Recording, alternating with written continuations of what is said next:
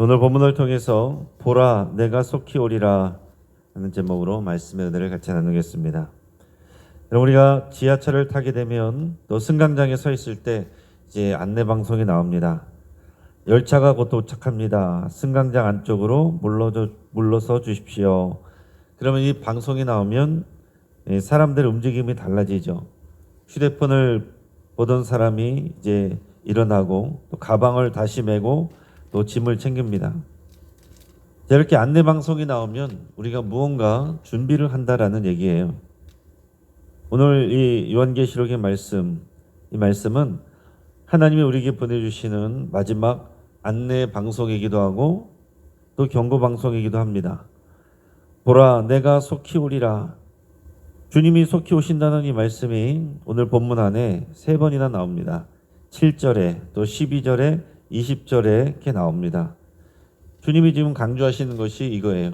보라 내가 속히 오리라. 여러분, 이 말씀이 여러분들에게 지금 실감나게 들리고 있습니까? 아니면 수천 년 전에 그냥 이야기처럼 들리고 있습니까? 그리고 주님이 속히 오신다는 말씀이 여러분들에게 기대가 되십니까? 아니면 두려움이 되십니까? 오늘 그것이 우리의 믿음의 또 현주소를 보여주는 거예요. 요한계시록의 마지막 장, 그 마지막 말씀은 우리 모두를 깨우는 또 종말의 나팔소리다 라고 할 수 있습니다. 먼저 오늘 말씀을 통해서 우리 주님은 우리에게 하나님의 말씀이 반드시 성취된다는 것을 말씀하고 있습니다. 우리 6절에서 9절까지 말씀을 같이 읽습니다.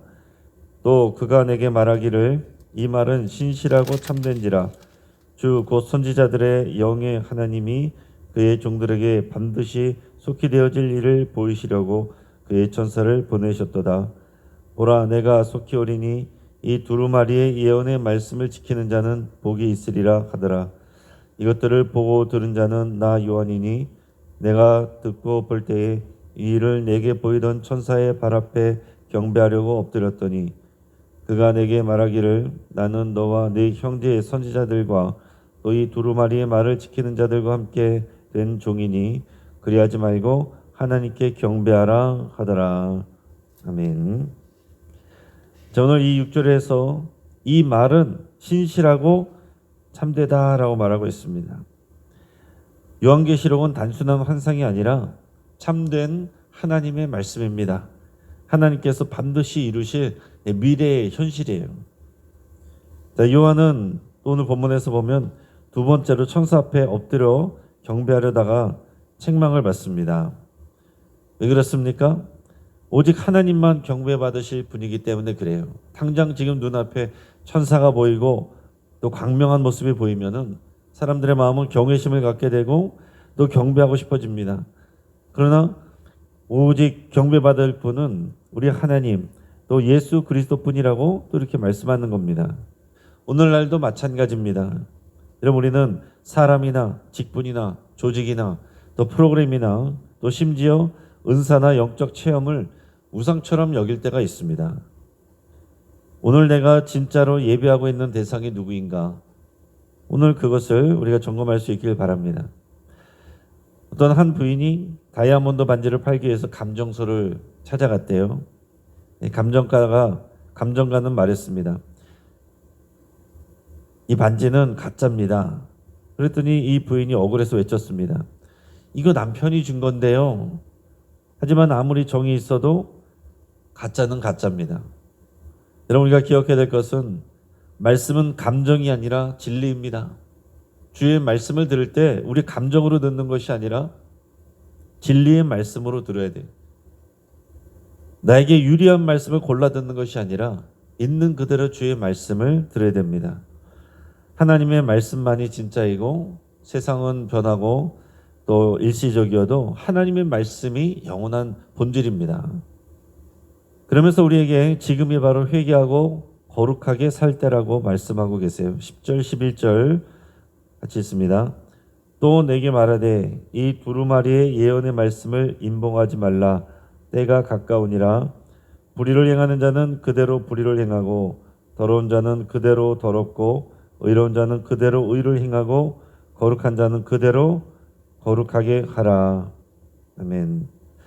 다니엘서에 보면 말씀을 인봉하라 그랬습니다. 그 이유는 뭐냐면 아직 때가 이르지 않았기 때문에 그래요. 근데 요한계시록은 지금 말씀을 인봉하지 말라 이렇게 말합니다. 그 이유는 분명합니다. 때가 가까워졌기 때문에 그렇습니다. 이제 주의 비밀의 말씀이 이제 펼쳐지는 때에 우리는 살고 있는 겁니다. 오늘 11절 말씀은 무섭고도 분명한 말씀이에요. 불의를 행하는 자는 그대로 불의를 행하도록 내버려두고 더러운 자는 그대로 더럽도록 의로운 자는 그대로 의를 행하도록 거룩한 자는 그대로 거룩하도록 내버려두라. 이게 무슨 말입니까? 이제 변화의 기회, 회개의 기회 끝났다는 얘기입니다. 이제 그 상황 그대로, 그 모습 그대로, 우리가 살아가는 그 모습 그대로 주님의 심판이 임한다. 주님의 평가가 임한다라는 뜻입니다. 여러분, 우리 학생들이 시험을 볼 때 시간이 다 돼서 종이 울리면 담당 교사는 학생에게서 시험지를 걷어갑니다. 아무리 봐달라고 해도 또 걷어가야 되는 것이 맞죠. 심판의 날 우리의 삶의 시험지도 회수될 날이 옵니다. 그러니 지금이 바로 회개의 날이고, 지금이 바로 거룩을 선택할 날이고, 지금이 바로 주님의 뜻을 따르고 순종할 바로 그 시간입니다. 나중에 시간이 될 때, 여러분, 그것은 우리가 결정할 수 있는 일이 아닙니다. 바로 지금이 우리가 주님의 은혜를 받을 때이고, 회개할 날이고, 거룩을 선택할 때이고, 순종할 때다 라는 것을 여러분 꼭 기억하시기 바랍니다. 야구에서 타자가 갖게 되는 기회는 또 3번뿐이, 실수할 수 있는 기회가 야구에서는 3번입니다. 스트라이크 아웃, 스트라이크 3번에 아웃이 되면 타석은 끝나는 것입니다. 하나님은 우리의 삶 가운데서 오래 참으시고 기다리시지만 기회는 무한하지 않습니다. 특히 우리가 똑같이 한평생을 살아가는 삶을 살더라도 어느 순간에 태어났느냐, 어느 순간을, 어느 시대를 살아가느냐, 거기에 따라서 우리의 삶이 달라져야 됩니다. 다윗이 복을 받아서 한참 복을 받고, 또 솔로몬이 잘하고 있어서 복을 받을 때 태어날 때가 있고, 또 하나님의 징계를 받아서 바벨론의 포로로 생활할 때 태어날 땐 그런 사람들이 있습니다. 오늘 우리는 어떤 시대에 살아가고 있어요? 주님이 오시는 그 마지막 시대가 가까운 그때에 살고 있습니다. 그러니까 우리는 우리가 살아가는 이 시대가 어떤 시대인지를 분명히 알고, 주님이 오신다는 그 경고방송이 또 우리에게 바로 경각심을 주는 바로 그런 시대에 살고 있다 하는 것을 우리는 오늘 말씀을 통해서 마음에 새기고 있습니다. 아직 기회가 있을 때 거룩을 선택하는 그 지혜와 또 결단과 용기가 오늘 우리에게 있기를 바랍니다. 주님이 오시는 이 재림, 그날은 우리에게 보상의 날이 될 수도 있고 심판의 날이 될 수도 있습니다. 오늘 12절에서 16절까지 말씀을 읽습니다. 보라, 내가 속히 오리니 내가 줄 상이 내게 있어 각 사람에게 그가 행한 대로 갚아주리라. 나는 알파와 오메가요, 처음과 마지막이요, 시작과 마침이라. 자기 두루마기를 빠는 자들은 복이 있으니 이는 그들이 생명나무에 나아가며 문들을 통하여 성에 들어갈 권세를 받으려 함이로다. 개들과 점술가들과 음행하는 자들과 살인자들과 우상숭배자들과 및 거짓말을 좋아하며 지어내는 자는 다 성 밖에 있으리라. 나 예수는 교회들을 위하여 내 사자를 보내어 이것들을 너희에게 증언하게 하였노라. 나는 다윗의 뿌리요 자손이니 곧 광명한 새벽별이라 하시더라. 아멘. 자, 말씀드린 것처럼 예수님은 오늘 본문에서 내가 속히 오리니 이 말씀을 3번이나 반복하고 있습니다. 7절과 12절과 20절에서 반복하고 있어요. 12절에서는 이렇게 말씀합니다. 보라, 내가 속히 오리니 내가 줄 상이 나에게 있어 각 사람에게 그가 행한 대로 갚아주리라. 여러분, 그날은, 주님이 오시는 그날은 믿음으로 산 사람들에게는 상을 받는 날입니다. 복된 날입니다. 모든 억울한 것들이 풀어지는 날입니다. 신원의 날입니다. 그러나 반대로 믿음을 떠나 산 사람들, 이 땅에서 자기 욕심을 위해서 또 믿음을 저버리고 자기 마음대로 살아간 사람들, 또 하나님이 싫어하시고 경고하신 일들을 두려움 없이 한 사람들에게는 두려운 날이 되는 겁니다. 심판을 받는 날이에요. 예수님은 알파와 오메가, 즉 처음과 마지막이시다라고 그랬습니다. 다윗의 뿌리요 광명한 새벽별이시다 그랬습니다. 그분은 역사의 시작이고 끝입니다. 약속대로 또 다윗의 후손으로 이 땅에 오셔서 모든 일을 주의 말씀과 그 약속대로 일하신 분이세요. 우리 주님이 일하시는 것은 주의 말씀대로 그 약속대로 행하십니다. 아무렇게나 일하시는 게 아니에요. 오늘 요한계시록을 우리 교회에게 보내주시는 이유는 하나님께서 말씀대로 일하실 것이고 그 말씀대로 이 땅의 모든 일이 이루어질 것이니 그 말씀을 의지하여 그 말씀이 현실이 되게 하라라는 뜻입니다. 여러분, 이 세상은 우연이 아니에요.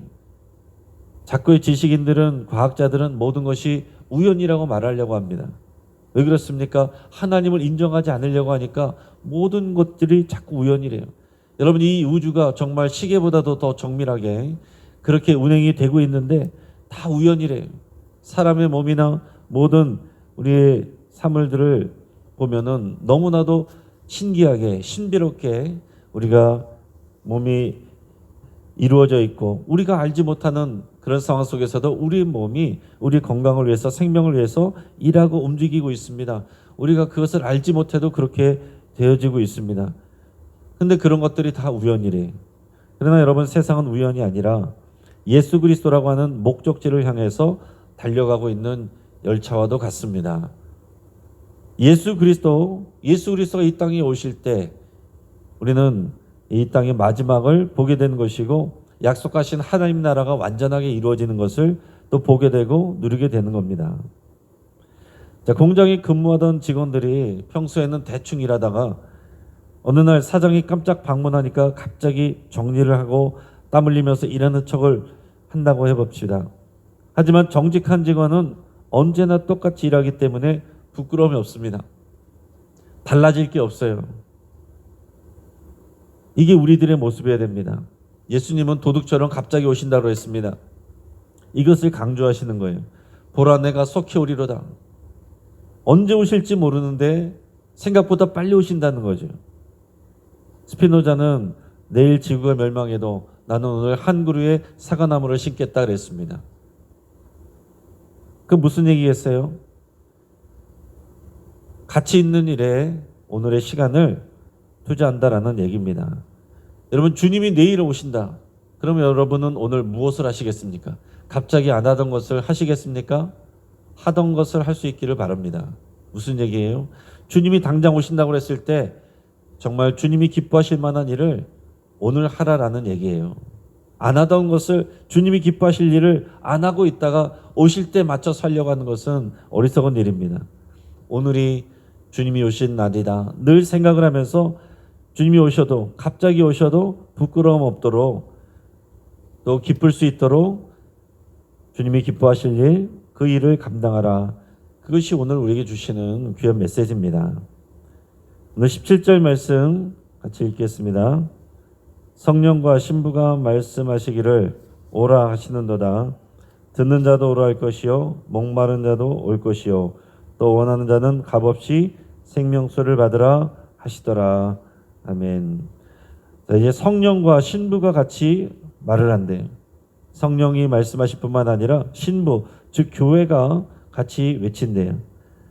오라, 예수님께 오라, 생명수로 오라, 이렇게 말합니다. 값없이, 자격 없이 오라. 근데 어떤 사람이 이 생명수를 받게 됩니까? 오는 사람, 주님 앞에 오는 사람이, 또 목마른 사람이, 원하는 사람이 값없이 생명수를 받습니다. 오늘 이번 주간 묵상 말씀이 어떤 내용이었습니까? 청함을 받은 자는 많되 택함을 입은 자는 적으니라. 여러분, 이미 주님의 말씀은 세상 모든 사람들에게 또 선포되었습니다. 이 왕의 초청장이 다 전달이 되었습니다. 물론 아직 복음을 듣지 못한 사람들이 우리 주변에 있지만은 정말 이 땅에 거의 대부분 이제 말씀이 들어가고 복음이 전해졌습니다. 모든 사람들이 청함을 받은 거예요. 그러나 모든 사람이 택함을 받는 것은 아니라고 그랬습니다. 왜 그렇습니까? 똑같이 말씀을 받았지만은 거기에 똑같이 반응하는 것이 아니고, 주님이 오라고 하셨지만은 누구나 오는 것이 아닙니다. 아무나 오는 것이 아닙니다. 목마른 자, 원하는 자, 그 사람들이 온다라고 했습니다. 이런 우리 안에 주님을 향한 목마름이 있어야 돼요. 근데 여러분, 이미 세상에서 여러 가지 일들로 우리가 다 채워져 있거나 세상의 일들에 목말라 있으면 우리 주님의 은혜를 누릴 수가 없어요. 그러니까 우리는 주님을 기대하고 오라고 하실 때에 우리가 주님 앞에 나가고 원하고 목마른 마음으로 우리가 주님 앞에 나가야 됩니다. 믿음 생활을 오래 한 사람이 은혜를 받는 것이 아니라 지금 주님 앞에 목마른 사람이 은혜를 받는 것입니다. 오늘 이 새벽을 깨어 나오신 여러분들이 주님 앞에 목마른 자이고 원하는 자인들로 믿습니다. 오늘 주님이 부어주시는 그 은혜를 여러분께서 한 사람도 빠짐없이 풍성히 받기를 축복합니다. 또 하나님의 말씀을 경외하라고 말씀하십니다. 18절 19절 말씀을 우리 같이 읽습니다. 내가 이 두루마리의 예언의 말씀을 듣는 모든 사람에게 증언하노니 만일 누구든지 이것들 외에 더하면 하나님이 이 두루마리에 기록된 재앙들을 그에게 더하실 것이요 만일 누구든지 이 두루마리의 예언의 말씀에서 제하여 버리면 하나님이 이 두루마리에 기록된 생명나무와 및 거룩한 성의 참여함을 제하여 버리시리라. 아멘. 하나님께서는 이 책에 더하거나 빼지 말라 이렇게 경고하십니다. 그러니까 말씀을 자기 해석대로 잘라 쓰거나 불편하다고 빼지 말라는 얘기예요. 오늘날 일부 이단들이 요한계시록을 자기들 주장에 맞게 왜곡해서 또 자기들의 입맛에 맞춰서 그렇게 해석을 하고 사람들을 두렵게 하고 미혹합니다. 심지어 교회 안에서도 마찬가지예요. 성경을 조각조각 자기 입맛대로 해석하는 모습들이 있습니다. 자기에게 맞는 말씀, 자기가 좋아하는 말씀만 골라서 들을 수 있다는 얘기예요. 이런 우리가 좋아하는 말씀, 은혜되는 말씀, 그것을 또 기뻐하고 묵상하는 것은 좋은 일이지만은 내가 좋아하고 내 귀에 좋은 말씀만 골라 듣는 것은 우리가 바람직한 모습이 아닙니다. 또 주님의 말씀을 내 식으로 마음대로 해석하는 것도 안 됩니다. 성경은 내 입맛에 맞추는 책이 아니라 내 삶을 그 말씀에 맞춰야 되는 책이에요. 여러분, 환자가 약국에 가면 의사의 처방전대로 우리가 처방을 받습니다. 근데 거기 가서 이 약은 쓰니까 빼주시고 또 이것만 주십시오. 이거는 내가 좋아하는 거니까 이거를 더 많이 주십시오. 그럴 수 없는 거죠. 그럼 약사는 말할까요? 당신이 의사요? 당신이 약사요? 의사가 처방하고 또 의사가 처방하고 또 약사가 여기에 맞춰서 주는 겁니다. 그렇게 말하지 않겠습니까? 여러분, 마찬가지로 주님이 의사이시고 주님이 필요한 약을 주시는 분입니다. 우리의 사정에 따라서 우리가 하나님의 말씀을 수정하는 그 순간 그 말씀은 힘을 잃게 되는 거예요. 하나님의 말씀이 어떻게 우리의 생각과 또 우리의 수준에 다 맞춰질 수가 있겠습니까? 하나님은 더 크시고 주님의 말씀은 우리보다 더 큰 거예요. 당연히 우리가 이해하지 못할 수도 있고 또 감당하기 버거울 때도 있습니다. 그러나 거기에 그 말씀에 우리를 맞출 때에 그 말씀이 능력이 있고 그 말씀이 우리에게 생명을 주는 겁니다. 여러분, 우리는 성경의 해석자가 아니라 주의 말씀을 듣는 청중이라는 것을 기억하시길 바랍니다. 이 마지막 이 고백은 결국 주 예수여 오시옵소서 속히 오리라 하고 하시는 말씀에 아멘 주 예수여 오시옵소서 마라나타 주 예수여 오시옵소서 이 고백이 우리의 마땅한 고백이 됩니다. 20절 21절 우리 같이 읽겠습니다. 이것들을 증언하신 이가 이르시되 내가 진실로 속히 오리라 하시거늘 아멘 주 예수여 오시옵소서 주 예수의 은혜가 모든 자들에게 있을지어다 아멘. 사도 요한이 마지막으로 이렇게 응답합니다. 아멘 주 예수여 오시옵소서. 마라나타 이게 아멘 주 예수여 오시옵소서 이 고백입니다. 이 고백이 우리 입술에서 지금은 사라진 시대입니다. 사람들은 예수님이 오신 것을 생각하지 않고 기대하지도 않습니다.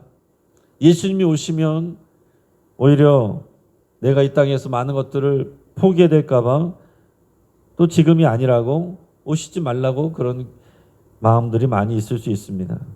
그러나 주님은 우리에게 보라 내가 속히 임할 것이다 말씀합니다. 그때 우리가 사도 요한과 같이 아멘 주 예수여 오시옵소서 이렇게 고백해야 됩니다. 이것이 우리의 믿음의 고백이어야 돼요. 날마다 우리가 매일매일을 시작하면서 주님이 우리에게 임하실 줄을 믿고 주여 어서 오시옵소서, 예수님 저는 오늘도 주님의 오심을 기다립니다, 이 고백으로 또 기도해야 됩니다. 성경은 마지막 한 구절을 은혜로 끝냅니다. 주 예수의 은혜가 모든 자들에게 있을지어다. 앞에서 많은 재앙들의 이야기가 있지만 그보다 더 큰 하나님의 은혜가 있는 겁니다.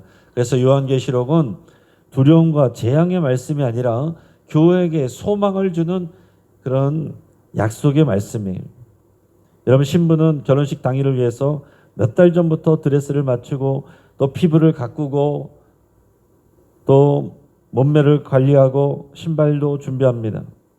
우리는 예수님의 신부인 교회예요. 주님이 오실 날, 신랑이 오실 날을 기다리며 그때 우리를 단장하며 지내는 사람들입니다. 자, 신부가 결혼식을 생각 안 하고 자기 마음대로 지내고 있다, 자기를 단장하고 있지 않고 준비하고 있지 않다, 그러면 문제가 됩니다. 특히 이스라엘의 결혼 풍습은 신랑이 어느 날 갑자기 오는 것인데, 그렇게 신랑 대신 예수님이 갑자기 오실 때 교회된 우리는 준비되어 있어야, 단장이 되어 있어야 됩니다. 그날을 위해서 우리가 미리 준비되어 있어야 됩니다. 제 말씀을 정리합니다. 이렇게 주님이 오시는 날 종말을 아는 사람, 인식하는 사람은요, 인생을 다르게 삽니다. 이런 믿음이 없는 사람도, 교회 다니지 않는 사람도 자기가 인생을 하루하루를 의미 있게 살기 위해서 유서를 써서 그렇게 다니는 사람들도 있어요. 오늘이 내가 죽을 수도 있다, 이 생각을 갖고 그렇게 하루하루를 살아가는 사람들도 있습니다. 여러분, 그리스도인들이 그런 인생을 살아가야 되는 사람들이, 그게 우리의 건강한 종말신앙입니다.